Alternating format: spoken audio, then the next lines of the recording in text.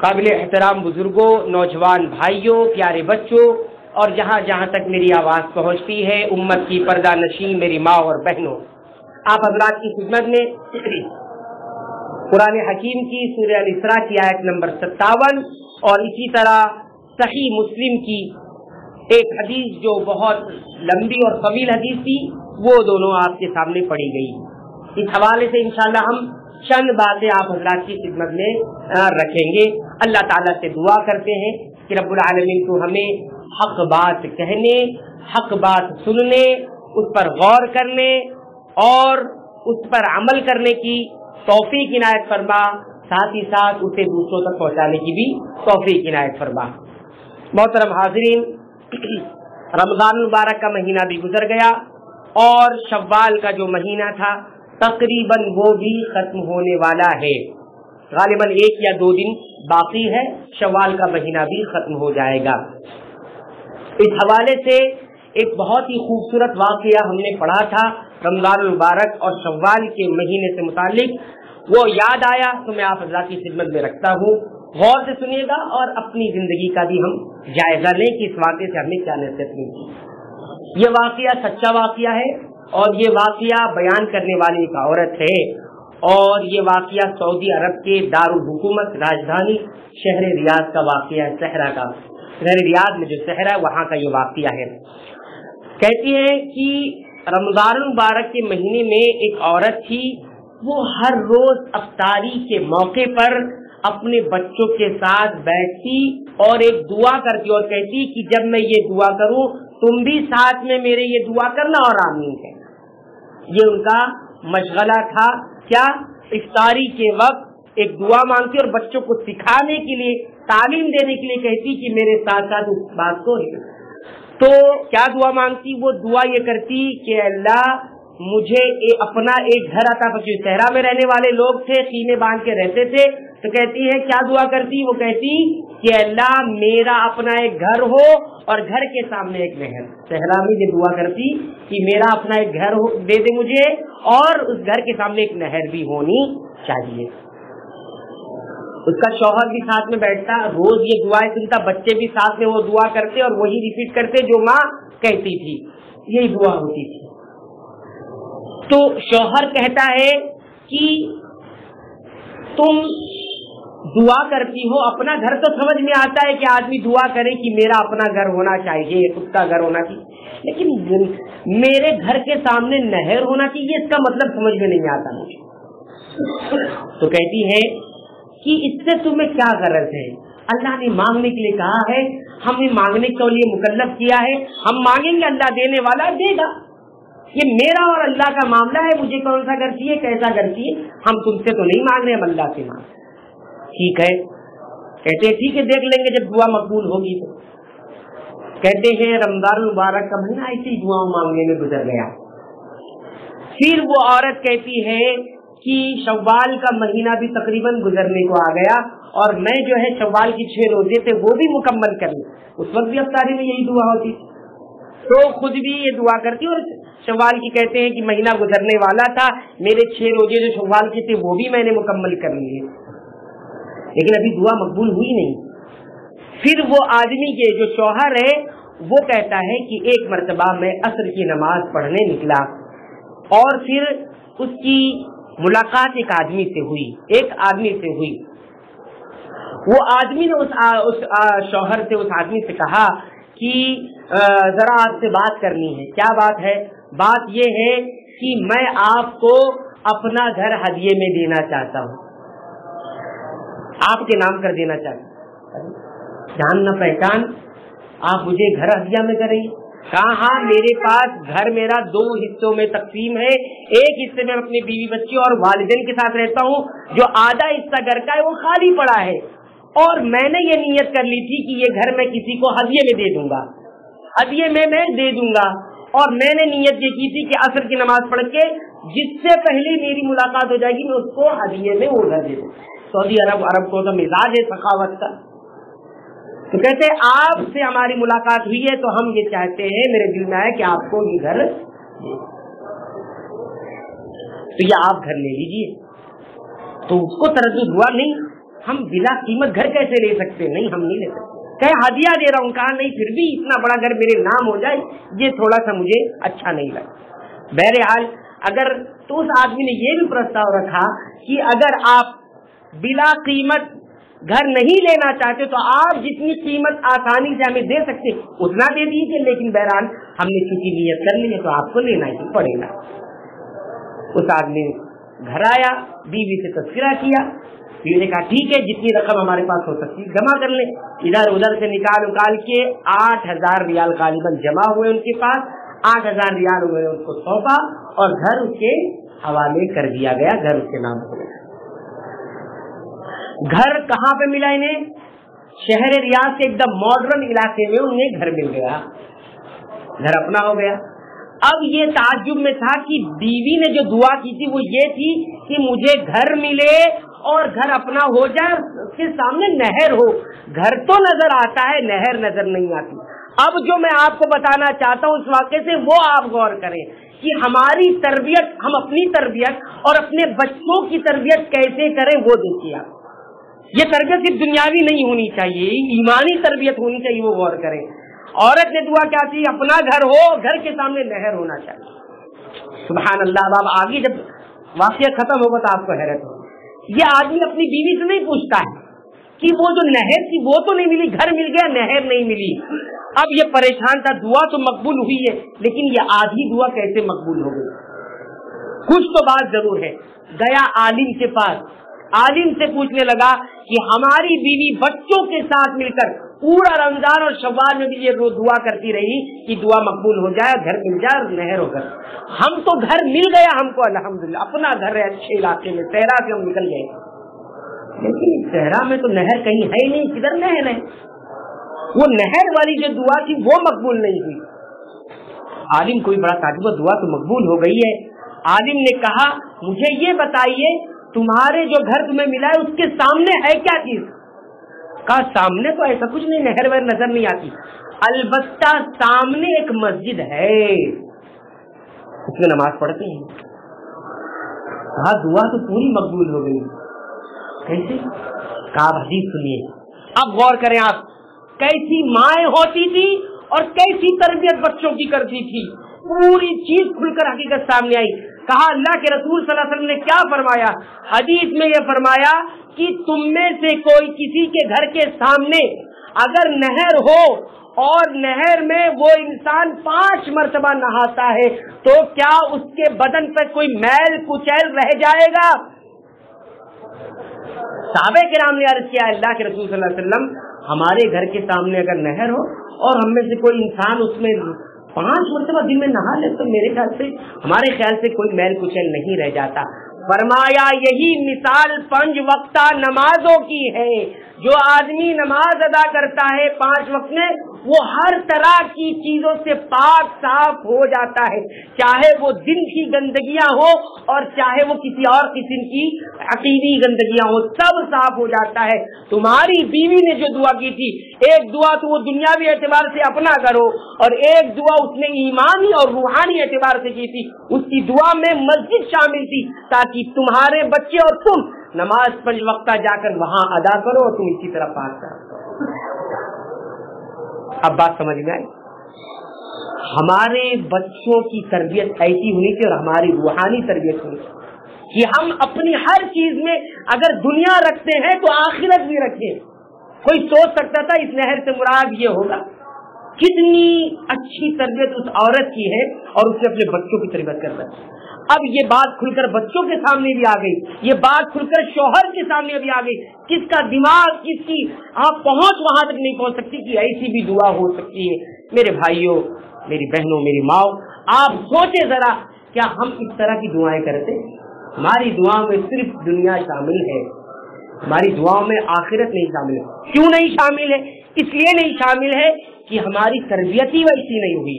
हमने कभी आखिरत को अपनी प्रायोरिटी में, अपनी तरजीहात में रखा ही नहीं है। हमारी सारी तरजीहात, हमारी सारी प्रायोरिटीज जो है वो दुनिया ही दुनिया है। सुभान अल्लाह, ये होती है ईमानी तरबियत। दुनिया भी मिली और आखिरत भी मिल गई। कितने लोग हैं ऐसी जगह जहाँ के घर लेंगे जहाँ दूर दूर तक किसी دین کا واسطہ نہیں ہو. ہاں دین تو بہت چھوٹا ہے. یہ سب دقیہ روسی خیالات. ماڈرن دور ہے. یہ نماز، یہ روزے، یہ سب کیا ہے؟ سب چھوٹا بناتے انسان کو. کہاں ترقی لے جاتے ہیں؟ کون کس عالم نے ترقی کی ہے، کس مولوی نے ترقی کی ہے، کس متقی انسان نے ترقی کی؟ جو جہاں ہے وہی ہے. مولوی کو دیکھو تو جہاں ہے وہی پڑا ہوا ہے. متقی آدمی جہاں وہی پڑا ہوا. ترقی نہیں ہوئی ہے. اپنا گھر نہیں ابھی تک ہو سکا ہے. ترقی کا نام ہی یہی ہے. ترقی کا نام ہی یہی ہے. آدمی اخلاق سے گر جائے، عقیدے سے گر جائے، دین سے گر جائے، غیرت سے گر جائے، مروت سے گر جائے، یہ کچھ نہیں. ترقی یہی ہے. انسان جتنا زیادہ تباہی کر لے وہی زیادہ متقی، سب سے زیادہ ترقی یافتہ ہے، سب سے زیادہ ماڈرن ہے. ہاں آج کے دور میں کسی کا موبائل نہیں تو ماڈرن ہی نہیں ہے وہ. آج کے دور میں کسی گھر میں LCD LED اور بڑی سی اسکرین نہیں لگی ہو تو ماڈرن ہی نہیں ہے. بہرحال ترجیحات بدل گئی، مزاج بدل گئے، سب کچھ بدل گیا. اس طرح سے ہمارا خسارہ نقصان ہوا ہے. تو یہ واقعہ بتانے کا مقصود یہ ہے کہ ہم اپنے آپ کی اور اپنی بچوں کی تربیت اس انداز میں کریں. ہر عمل میں ہمارے آخرت چھپی ہوئی ہونی چاہیے. جب وہ کھل کر سامنے آئے تو ایک بیت تربیت اس انداز کی ہو جائے کہ وہ چیز رچ اور بس جائے، نکلے نہیں کبھی. آپ دیکھیں دشمنان اسلام نے مسلمان نسلوں کو، چاہے وہ نوجوان نسل ہو چاہے وہ بچوں کی نسل ہو، اس کو تباہ کرنے کے لیے، ان کو بگاڑنے کے لیے اور ان کی ایمانی غیرت، ایمانی حمیت اور اللہ سے ان کے تعلق، رسول اللہ سے ان کا تعلق، مسجدوں سے ان کا تعلق، دینی غیرت سے ان کا تعلق توڑنے کے لیے ایسے ایسے ہتھ کنڈے، ایسی ایسی حرکتیں کی ہیں کہ آپ کو اندازہ نہیں ہے. اور چند سال گزریے گا، میری یہ بات نوٹ کر لیجئے، لکھ لیجئے. چھوٹی منہ ہے بڑا بات ہے، بڑی بات ہے، چھوٹا منہ ہے بڑی بات ہے، لیکن نوٹ کر لیجئے اس چھوٹے سے طالب علم کی بات. بس چند سال کے بعد آپ دیکھیں گے اپنے بچوں کو ایسے تباہی کے دہانے پکڑے ہوں گے، ایسے تباہی کے دہانے پکڑے ہوں گے آپ تصور نہیں کر سکتے ہیں. آپ تصور نہیں کر سکتی. یہ دیکھ لیجئے گا آپ جس انداز میں سازشیں رچی جا رہی ہیں.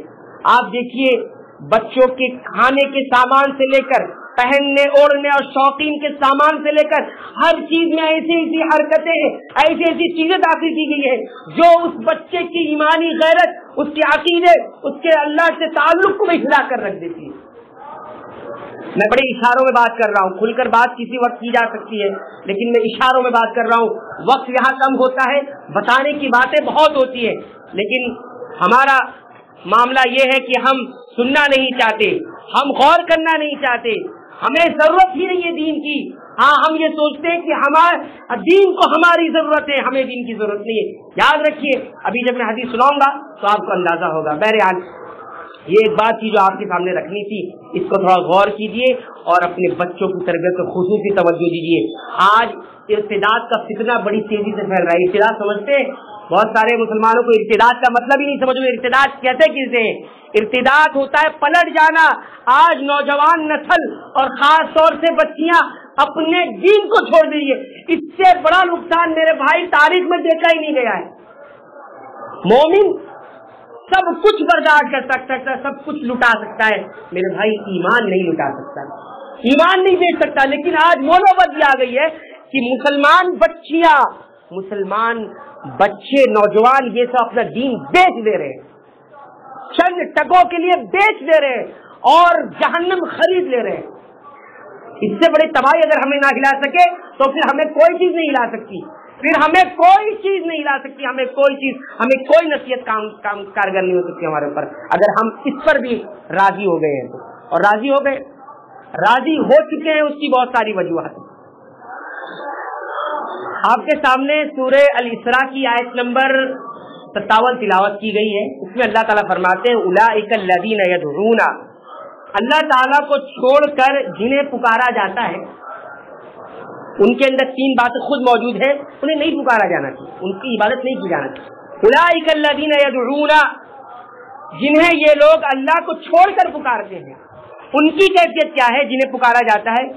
یبتغون الی ربہم الوسیلۃ ایہم اقرب، ان کی خود معاملہ یہ ہے کہ یہ خود اپنے رب کے قرب، اپنے رب سے قریب ہونے کے راستے تلاشتے رہتے ہیں۔ جنہیں پکارا جاتا ہے یہ خود اپنے رب کی طرف چلنے کے اور اپنے رب سے قریب ہونے کے خود راستے تلاشتے رہتے ہیں۔ اقرب ایہم اقرب، کہ کون سب سے زیادہ اپنے رب کے قریب ہو جائے، ایک صفت۔ دوسری صفت وَيَرْجُونَ رَحْمَتَهُ، اور یہ خود اپنے رب کی رحمت کے امیدوار ہوتے ہیں کہ رحمت مجھے حاصل ہو جائے۔ تیسری صفت وَيَخَافُونَ عَذَابَهُ، اور یہ اپنے رب کے عذاب سے خوف کھاتے رہتے ہیں۔ تین صفت ہوتی ہے، ایک تو اپنے رب سے قریب ہونے کی راستے تلاشتے ہیں، اس کو بولتے ہیں محبت، اور دوسرا یہ کہ اپنے رب کی رحمت کی امید رکھتے ہیں، اسے کہتے ہیں امید، اور تیسرا ہے اپنے رب کے عذاب سے خود یہ ڈرتے رہتے ہیں، اس کا نام ہے خوف۔ تو اس سے اہل علم نے بیان کیا کہ کسی بھی عبادت کے لیے تین چیزوں کا ہونا ضروری ہے۔ اگر تین چیزوں میں سے کوئی ایک چیز بھی ختم ہو جاتی ہے وہ عبادت نہیں رہ جاتی۔ کیا ہے تین؟ نمبر ایک المحبت، عبادت اللہ کی محبت میں کی جائے گی، ایک پہلا رکن ہے، پہلی چیز ہے۔ محبت کے بغیر عبادت نہیں مکمل ہے۔ نمبر دو وَيَرْجُونَ رَحْمَتَهُ، یہ اپنے رب کی رحمت کی امید رکھتے ہیں۔ تو دوسری چیز عبادت کس میں کی جائے؟ امید میں کی جائے کہ اس عبادت سے ہمیں کیا ملے گا؟ اجر ملے گا، اللہ تعالیٰ انعام دیں گے۔ اللہ کی محبت رضا تو حاصل ہوگی، لیکن ساتھ ہی ساتھ اللہ کی انعام اکرام اور اس کی اجر کی امید بھی لگانا، یہ دوسری چیز ہے عبادت کے مقبول ہونے کی، یا عبادت کے صحیح ہونے کی، یا مکمل ہونے کی۔ صرف دو سے کام نہیں چلے گا۔ تیسرا کیا فرمایا؟ وَيَخَافُونَ عَذَابَهُ، اور اپنے رب کے عذاب سے یہ خود خوف کھاتے ہیں۔ تیسری صفت خوف، تو عبادت اللہ کی خوف میں بھی کی جائے گی کہ اللہ ناراض ہوں گے اور ناراضگی میں عذاب دیں گے۔ یہ تینوں چیز مکمل ہوتی ہے تب جا کے ایک عبادت مکمل۔ کوئی بھی عبادت ہو، چھوٹی سے چھوٹی جو ہمیں چھوٹی لگتی ہے، بڑی سے بڑی جو ہمیں بڑی لگتی ہے، حالانکہ عبادت نہ چھوٹی ہوتی نہ بڑی ہوتی ہے۔ اللہ تعالیٰ نے خود کہا لا تحقرن، نبی کریم صلی اللہ علیہ وسلم کے ذریعے لا تحقرن شیئا من المعروف، نیکی کا کوئی کام چھوٹا نہیں ہوا کرتا اور نہ سمجھنا چاہیے، نہ سمجھ، یہ انسان کی سوچ کے مطابق چھوٹا بڑا لگتا ہے کوئی چھوٹا نہیں ہے، کوئی بڑا نہیں، جو بھی عبادت اللہ کے لیے ہو جائے وہ بڑی ہے۔ فرمایا کہ تین چیزیں عبادت میں ہوگی، صرف محبت میں عبادت نہیں مقبول ہے، صرف خوف میں عبادت نہیں مقبول ہے، صرف امید میں عبادت نہیں مقبول ہے، تینوں چیز ملے گی تب العبادت مقبول ہوگی۔ یہ ہے مومن کی عبادت، ٹھیک ہے؟ عبادت کے لیے آؤ تو اللہ کی محبت میں، عبادت کے لیے آؤ تو اللہ سے امید میں، عبادت کے لیے آؤ تو اللہ کے عذاب کے خوف، یہ تینوں چیز مکمل۔ اب اس بات کو امام ابن القیم رحمۃ اللہ علیہ بڑے بہترین اور پیارے انداز میں سمجھاتے ہیں، کہتے ہیں القلب فی سیرہ الی اللہ، یہ جو دل جو ہوتا ہے نا اللہ کی طرف چلنے میں، انسان کا جو دل ہے اللہ کی طرف اس کی جرنی ہوتی ہے، ایک سفر ہوتا ہے، اس سفر میں یہ کیسا ہوتا ہے؟ پرندے کی طرح ہوتا ہے، پرندے کی طرح۔ کیسے؟ کہتے ہیں فالمحبۃ رأسہ، فالمحبۃ رأسہ، کہ یہ جو محبت ہے، دل جو محبت کرتا ہے، اس کی مثال پرندے کی سر کی طرح ہے۔ والخوف والرجاء، اور خوف اور امید یہ دونوں پر ہے، اس کی سر کیا ہے؟ محبت ہے، اور خوف اور امید یہ کیا ہے؟ دل میں امید اور خوف یہ کیا ہے؟ اس کے دونوں پر ہے۔ پھر آگے فرماتے ہیں فمتا سلم الرأس والجناحان، اب اگر سر بھی محفوظ ہے، اچھا ہے، اور دونوں پر بھی اچھے ہیں، فالطیر جید الطیران، تو پھر پرندے کی اڑان بڑی اچھی ہوگی، سر بھی سلامت، دونوں پر بھی سلامت۔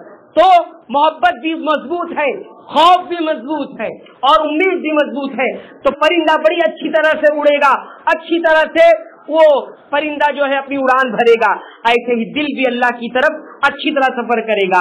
لیکن آگے فرماتے ہیں وَمَتَا قُطِعَ الرَّأْسُ یا قَطَعَ الرَّأْسُ مَاتَ الطَّائِرُ، لیکن اگر یہ سر ہی کاٹ دیا جائے پرندے کا تو پھر پرندہ مر جاتا ہے، اور محبت ہی اللہ کی مر جائے دل سے تو پھر دل کا سفر اللہ کی طرف ہوگا ہی نہیں۔ اور آگے فرماتے ہیں وَمَتَى فَقْدَ الْجَنَاحَانِ، اور اگر دونوں پر کاٹ دیے جائیں، پرندہ دونوں پر سے محروم ہو جائے، سر تو ہے لیکن دونوں پر موجود نہیں، یعنی خوف اور امید نہیں ہے، تو فرماتے ہیں فَوَعَرَضَةٌ لِكُلِّ صَائِدٍ وَكَافِرٍ، تو پھر پرندہ ہر شکاری کا شکار بن جائے گا، یا ہر عقاب جو چیل ہوتی ہے عقاب اس کا نشانہ بن جائے گا۔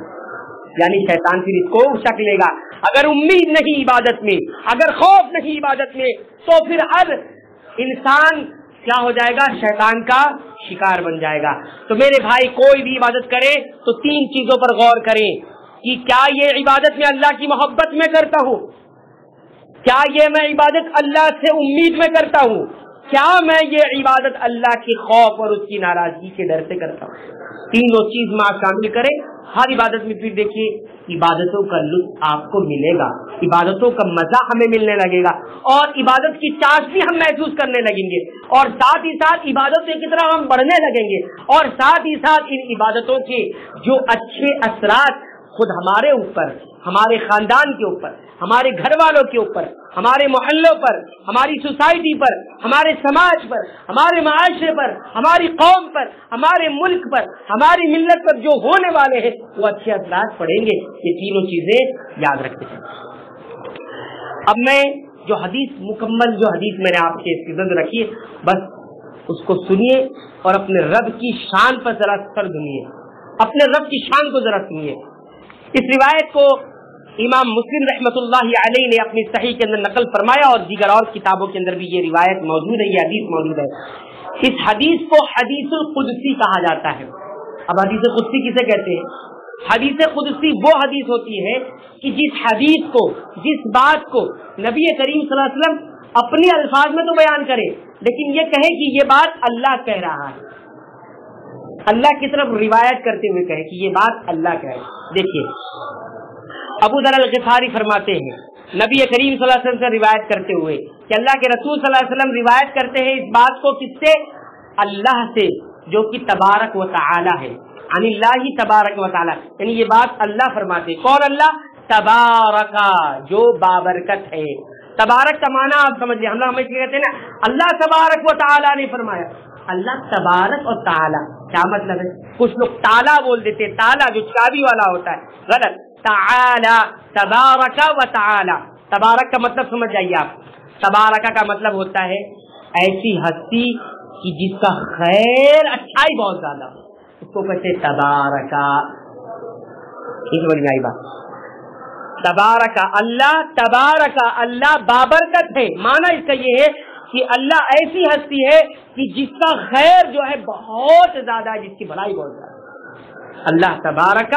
اور تعالی مطلب ہوتا ہے بلند ہو جانا، یہ اللہ وہ ہے کہ جو بہت بلند ہے مخلوق سے، مخلوق کی مشابہت سے، مخلوق سے بلند نہیں، مخلوق کی طرح ہونے سے بہت بلند ہے، یہ معنی ہوتا ہے۔ تو اللہ تعالیٰ عن اللہ تبارک و تعالی اپنے اللہ سے بیان کرتے ہوئے کہتے ہیں کہ اللہ تعالیٰ کہتا ہے۔ اب دیکھیے اس حدیث کے اندر جو اللہ تعالیٰ کہتے ہیں 10 مرتبہ کیا آیا ہے؟ یا عبادی، اے میرے بندو، 10 مرتبہ گن کر آیا ہے۔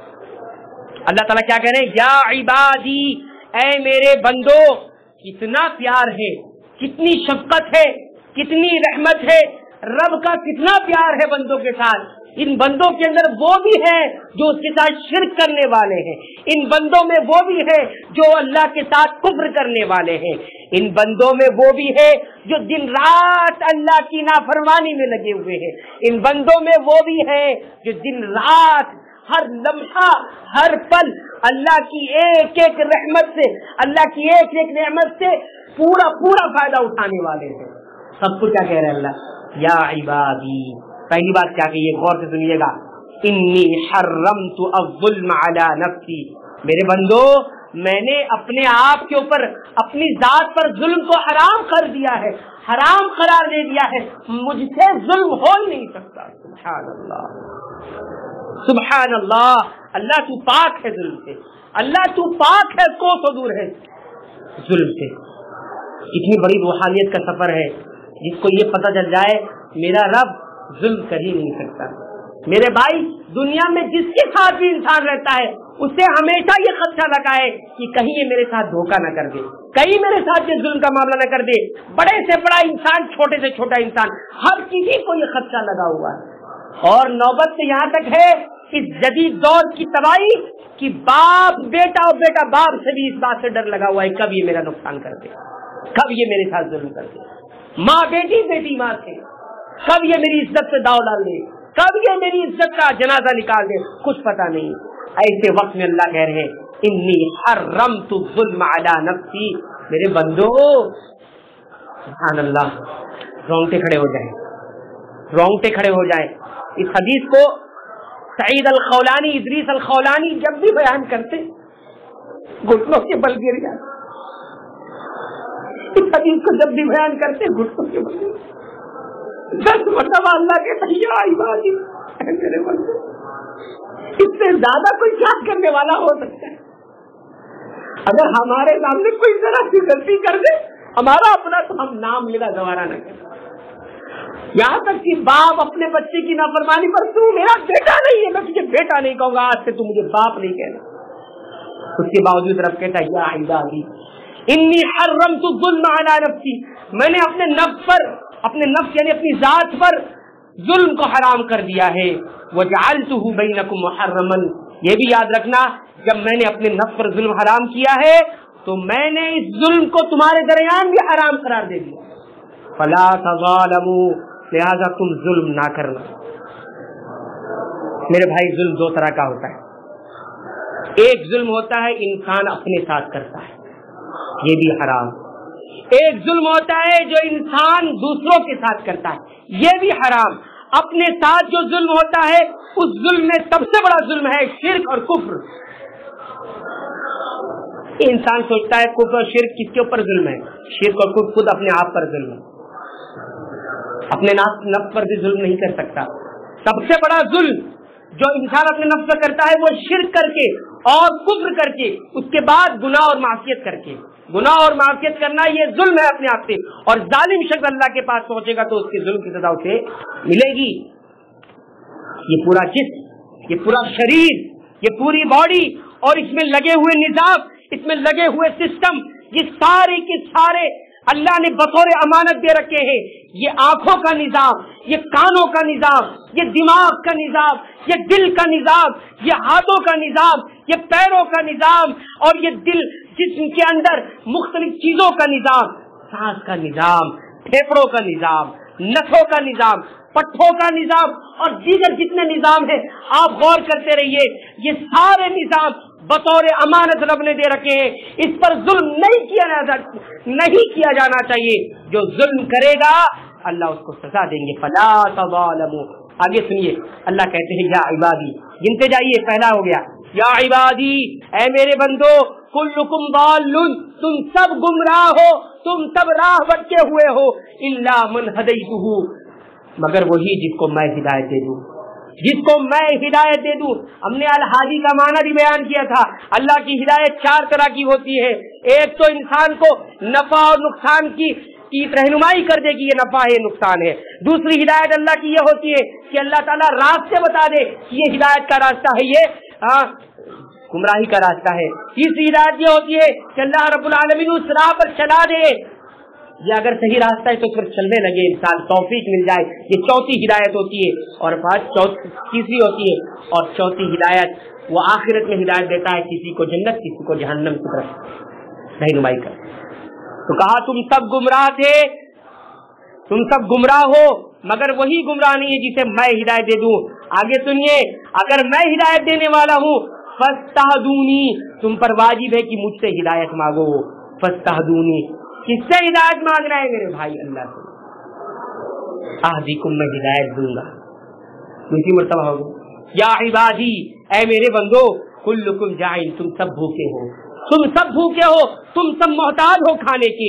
الا من اطعمتہ, بھوکا وہی نہیں ہے جس کو میں کھلا دوں گا, جس کو میں کھلاؤں, میں کھلا سکتا ہوں. اچھا, پھر کہا فاستطعمونی, مجھ سے کھانا مانگو. ارے مجھ سے کھانا مانگو. کون ہے بدبخت انسان جو کہے کہ اللہ سے مانگنے کے لیے فلاں کی طرف جانا پڑتا ہے، بدبخت ہے کائنات کا سب سے بڑا بدبخت انسان جو یہ کہے کہ اللہ سے مانگنے کے لیے دوسرے کی طرف جانا پڑتا ہے، کسی کی طرف جانا نہیں پڑتا۔ میرے بھائی سب سے بڑا ظلم ہے کہ اللہ سے مانگنے کے لیے مخلوق کے پاس جانا پڑے۔ ہم توحید بیان کرتے، اسی توحید کے لیے رسول اکرم صلی اللہ علیہ وسلم نے مار کھائی تھی، اسی توحید کے لیے اللہ کے رسول پر پتھر برسائے گئے تھے، اور اسی توحید کو ہم چھوڑ کر دوسروں کی طرف پر جائیں، یہ ہو نہیں سکتا۔ فاستطعمونی، مجھ سے کھانا مانگو، اطعمکم، میں کھانا دوں گا۔ میرے بتائیے، میرے بھائیوں بتائیے، کتنے لوگ کھانے کے ٹائم پہ کھانے سے مانگتے ہو؟ اللہ سے مانگو۔ اللہ کے رسول صلی اللہ علیہ وسلم نے فرمایا کچھ بھی مانگنا ہے مانگو اللہ سے۔ ارے جوتے کا تسمہ بھی ٹوٹ جائے نا، اللہ سے مانگنا ہے۔ ہمارے اسلاف نے عمل کیا، کھانے کے لیے بیٹھے، نمک کم پڑ گیا تو اللہ نمک دے دے۔ کون مانگتا بھائی ایسا؟ کون مانگتا؟ یہ ہے توحید۔ اللہ سے مانگنے کے لیے گھومنا نہیں پڑتا ہے میرے بھائی، اللہ سے مانگنے کے لیے گھومنا نہیں پڑتا ہے، مانگو اللہ سے۔ ہماری تو معراج یہی ہے، ہماری تو ترقی یہی ہے کہ ہم بندے بن جائیں۔ جو بندہ بنتا ہے اسے اللہ اوپر کرتے ہیں۔ صحابہ کرام بندے بن گئے تھے، اسی وجہ سے پوری دنیا ان کے ہاتھوں میں تھی۔ پھر فرمایا یا عبادی کلکم عارن، میرے بندو، یہ چوتھی مرتبہ ہے، میرے بندو، اے میرے بندو، کلکم عارن، تم سب ننگے تھے، تم سب ننگے ہو، الا من کسوتو، مگر وہی جس کو میں کپڑا پہنا دوں۔ فاستکسونی، لہذا مجھ سے کپڑے مانگو، لباس مانگو، اپنی ستر پوشی مانگو، اکسکم، میں تمہیں کپڑے پہناؤں گا، کپڑے بھی اسی سے مانگے جائیں۔ یا عبادی، ہے میرے بندو، انکم تخطئون باللیل والنہار، تم دن رات گناہ کرتے رہتے ہو، باللیل دن رات میں بھی، والنہار رات دن میں بھی، ہر وقت تم گناہ کرتے ہو۔ وانا اغفر الذنوب جميعا، اور میری شان یہ ہے کہ میں تمام گناہوں کو بخشتا رہتا ہوں۔ فاستغفرونی، کس سے مانگو گے معافی بھائی؟ فاستغفرونی، مجھ سے معافی مانگ لو۔ گنہگار ہو گئے ہو نا، معصیت سے بہت آگے چلے گئے ہو نا، کوئی بات نہیں، لوٹ آؤ، معاف کرنے والا میں ہوں، کسی سے نہیں معافی، مجھ سے معافی مانگو، اغفر لکم، سب معاف کر دوں۔ یا عبادی، اے میرے بندو، انکم لن تبلغوا، میرے رب کی شان دیکھیے، لن تبلغوا ضری، زبان رسالت سے الفاظ نکلتے ہیں کہ تم میرے نقصان کو نہیں پہنچ سکتے، فتضرونی، کہ مجھے نقصان پہنچا سکو، ولن تبلغوا نفعی، اور تم میرے کو نفع پہنچا نہیں سکتے کہ مجھے نفع پہنچاؤ۔ سب مل کے چاہو اللہ کو نفع دے دے، کوئی نفع نہیں پہنچا سکتے۔ سب مل کر چاہے پوری کائنات مل جائے اور میرے رب کو نقصان پہنچانا چاہے، ذرہ برابر میں نقصان نہیں پہنچا سکتے۔ اب آگے سنیے جو میں کہنا چاہتا ہوں، یا عبادی، اللہ یہاں پر ساتویں مرتبہ کہہ رہے ہیں میرے بندو، لو ان اولکم وآخرکم، تم میں کا پہلا انسان، تم میں کا پہلا، وآخرکم، اور تم میں کا سب سے آخری، وانسکم وجنکم، چاہے وہ انسان ہو چاہے وہ جنات ہو، سب کے سب، کانوا علی اتقى قلب رجل واحد منکم، تم میں سے کسی انسان کے سب سے اچھے دل کی طرح ہو جائے، تم میں سب سے اچھا متقی انسان جو ہو نا دل کے اعتبار سے، اس کی طرح سب بن جائیں، جنات بھی انسان بھی، پہلا ہو چاہے آخر ہو، سب بن جائیں، ما زاد فی ملکی شیئا، اس سے میری بادشاہت میں اتنی بھی زیادتی نہیں ہوگی، میری بادشاہت بڑھ جائے گی۔ اس سے معلوم ہوا کہ کسی بھی شخصیت کی کتنا بڑا ہو جائے، انبیاء ہو، رسول ہو، غوث ہو، ابدال ہو، کوئی بھی ہو، کسی کی بھی تقوی و طہارت اللہ کی شان میں کوئی بڑھوتری نہیں کرتی، اس لیے مانگنا صرف اللہ سے پڑے گا، کوئی کتنا اچھا انسان بھی بن جائے۔ میں تو ہمیشہ مثال دیتا ہوں، اگر عقلی مثال دینا چاہو تو دھوبی کے پاس کون سے کپڑے جاتے ہیں میرے بھائی؟ کیا کوئی صاف ستھرا پریس کر کے کپڑا لے جا کے دھوبی کو دیتا ہے دھو دیجیے؟ نہیں، کون سے کپڑے جاتے ہیں؟ گندے کپڑے جاتے ہیں۔ اور اللہ کے دربار میں گنہگار نہیں آئے گا تو کون آئے گا؟ متقی آئے گا، پرہیزگار آئے گا۔ یہ کون سی پٹی پڑھائی ہوئی ہے دنیا والوں کو؟ کون سی پٹی پڑھائی ہوئی ہے؟ ارے تم بہت گنہگار ہو، تمہاری نہیں سنی جائے گی، فلاں در پہ چلے جاؤ، وہ تمہاری بات پہنچائیں گے۔ کیسے پہنچا دیں گے؟ ہم ویسے گنہگار ہیں اور دوسرے کے پاس جا کر اور گنہگار بنے، اور گنہگار بنے۔ ذرا کامن سینس، ذرا عقل بھی استعمال کریں۔ یہ لوگوں نے اس طرح سے بھٹکا کر، اس طرح سے لوگوں سے تو صحیح بات چھپا کر، اس طرح سے گمراہ کر کے اپنی دنیا بنا رہے ہیں۔ اپنی دنیا بنا رہے ہیں. اور جن لوگوں کو پکارا جاتا ہے ان کا خود کا بھی یہ مسئلہ نہیں تھا, وہ تو خود یہ کہتے تھے کہ ہم جس سے مانگتے تم اس سے مانگتے. پھر فرمایا تب اگر متقی بن جائے تو میری بادشاہت میں کوئی اضافہ نہیں ہونے والا. اور سنیے آگے فرمایا یا عبادی, میرے بندو, لو ان اولکم واخرکم, تم میں کا پہلا اور آخر, چاہے وہ انسان ہو جنات ہو, سب اگر سب سے برے دل کی طرح بن جائے, سب ایک ہی دل کی طرح, سب بدکار سیاکار نافرمان بن جاؤ, اس سے میری بادشاہت میں کمی بھی نہیں ہونے والی. کوئی کمی بھی نہیں ہو جائے گی, میری شان گھٹ گئی, شان بھی نہیں گھٹنے والی. یہاں تو کسی کی بات اگر ذرا سی نہیں مانی, میری شان گھٹا دیا اس نے, سب کے سامنے میری بات کو ٹھکرا دیا, میری شان گھٹ گئی, میری کیا امیج رہ جائے گی, میری چھبی کیا رہ جائے گی. اور رب کہتا ہے سارے انسان سارے جنات, پہلا ہو چاہے آخر ہو, پہلا پیدا ہونے والا انسان اور جنات, اور آخری جو سب سے زیادہ آخری ہوگا چاہے جنات ہو انسان, سب اگر بدکار ہو جائے سیاکار ہو جائے, میری بادشاہت میں کچھ بھی کمی نہیں ہونے والی. یہ میرا رب کامل ہے. اس کے بعد فرماتے ہیں یا عبادی, سنو اب وہ پوائنٹ آ رہا ہے جو پوائنٹ کہنا چاہتا ہوں میں, یا عبادی. اب یہ 9ویں مرتبہ ہے جہاں اللہ کہہ رہے ہیں میرے بندو تم میں کا سب سے پہلا اور آخر انسان ہو جنات سب کھڑے ہو جائیں ایک چٹیل میدان میں. سب ذرا تصور کیجیے, آپ پوری دنیا چھوڑ دیجیے, صرف اس وسیع علاقے کے لوگ کھڑے ہو جائے گا, کتنے لوگ ہوں گے ایک میدان میں؟ کوئی میدان ایسا نہیں ہوگا جہاں سارے وسیع کے لوگ آ جائیں, سارے وسیع کے لوگ آ جائیں, کوئی میدان بھی ایسا نہیں ہوگا. بولتے سب کھڑے ہو جائیں اور سب لوگ مانگنا شروع کریں, کیا کیا مانگوں گا تو وہی جانتے. سب لوگ مانگے اور میں ہر انسان کی مانگی ہوئی چیز دوں گا, ما نقص ذلک مما عندی, اور یہ مانگنا سب کا ایک ساتھ مل کر میرے پاس جو کچھ بھی ہے کچھ بھی کم نہیں ہوگا, الا کما ينقص المخيط اذا ادخل البحر, مگر اتنا ہی جتنا سوئی جو ہے سمندر میں ڈال کے نکالتے. سبحان اللہ, کس کے پاس ہے بھائی اتنا, کس کے پاس ہے؟ اس کے بعد فرمایا یا عبادی, میرے بندو, یہ تمہارے اعمال ہے جو میں گن گن کر محفوظ کر کے رکھتا رہتا ہوں, تمہیں اس کا پورا پورا بدلہ دوں گا. لہذا جو اپنے نام اعمال میں اچھائی پاتا ہے اللہ کا شکر ادا کرے, اللہ کی حمد بیان کرے, اور اگر برائی پاتا ہے کہ میں برا کر رہا ہوں اپنے اعمال کو تو پھر صرف اپنے آپ کو ملامت کرے, میرا کوئی دوست نہیں ہوگا. کل جب برائی لے کر آئے گا تو تم خود اس کے ذمہ دار ہوگے.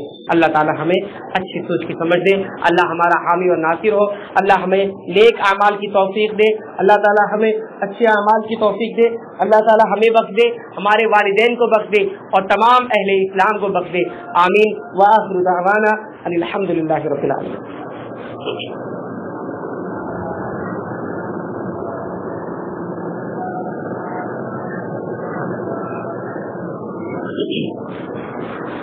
إن الحمد لله نحمده ونستعينه ونستغفره ونعوذ بالله من شرور أنفسنا ومن سيئات أعمالنا, من يهده الله فلا مضل له ومن يضلل فلا هادي له, وأشهد أن لا إله إلا الله وحده لا شريك له, وأشهد أن محمدا عبده ورسوله. يا أيها الذين آمنوا اتقوا الله حق تقاته ولا تموتن إلا وأنتم مسلمون. يا أيها الناس اتقوا ربكم الذي خلقكم من نفس واحدة وخلق منها زوجها وبث منهما رجالا كثيرا ونساء, واتقوا الله الذي تساءلون به والأرحام إن الله كان عليكم رقيبا. يا أيها الذين آمنوا اتقوا الله وقولوا قولا سديدا يصلح لكم أعمالكم ويغفر لكم ذنوبكم, ومن يطع الله ورسوله فقد فاز فوزا عظيما. إن الله يأمر بالعدل والإحسان وإيتاء ذي القربى وينهى عن الفحشاء والمنكر ولذكر الله أكبر والله يعلم ما تصنعون.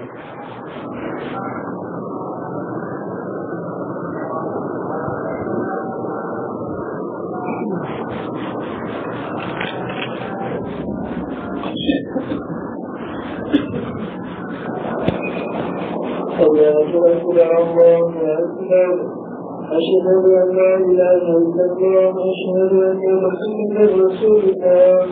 حي على الصلاة حي على الفلاح, قد كانت الصلاة قد كانت الصلاة الله أكبر الله أكبر لا إله إلا الله.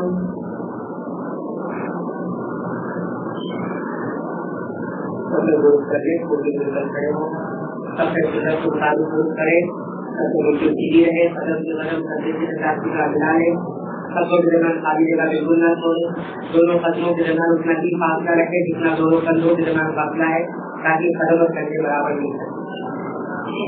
خواتین کی اپنی قدموں کی طرح درست کریں. اللہ اکبر.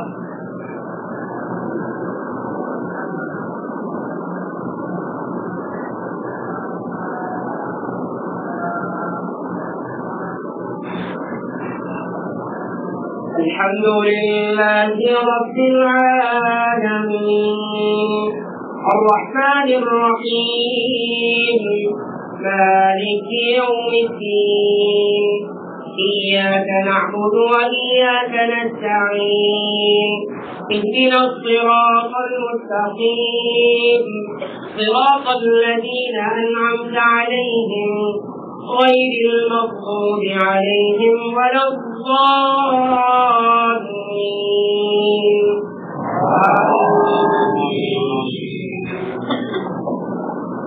والضحى والليل إذا سجى ما ودعك ربك وما قلى وللآخرة خير لك من الأولى ولسوف يعطيك ربك فترضى. ألم يجدك يتيما فآوى ووجدك ضالا فهدى ووجدك عائلا فأغنى فأما اليتيم فلا تقهر وأما السائل فلا تنهر وأما بنعمة ربك فحدث. الله أكبر.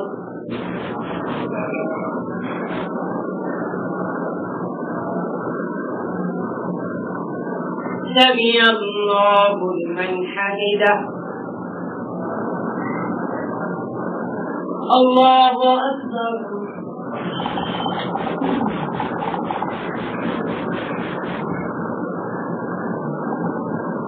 الله أكبر.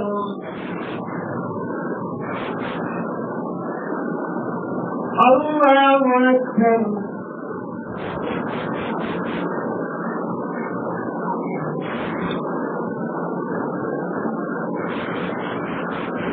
الله أكبر.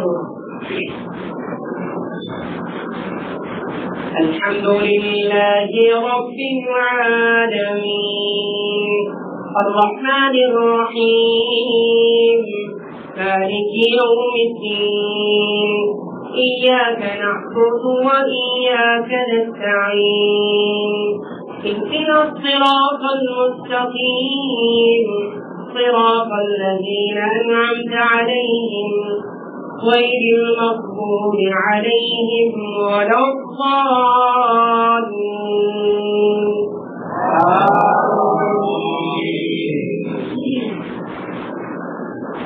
ألم نشرح لك صدرك ووضعنا عنك وزرك الذي أنقض ظهرك ورفعنا لك ذكرك فإن مع العسر يسرا إن مع العسر يسرا فإذا فرغت فانصب وإلى ربك فارغب. الله أكبر.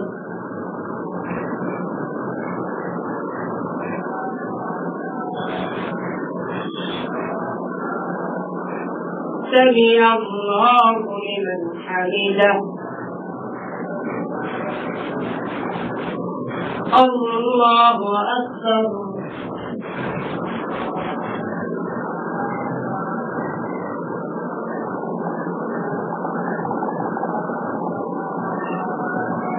الله أكبر.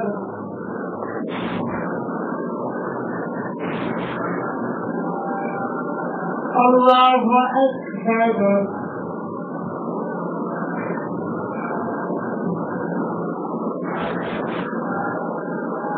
اللہ اکبر.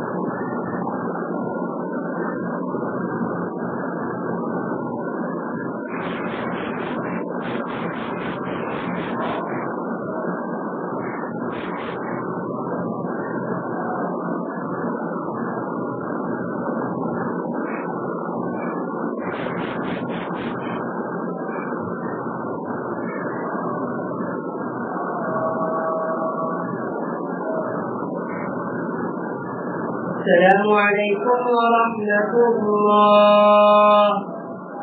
السلام علیکم ورحمۃ اللہ.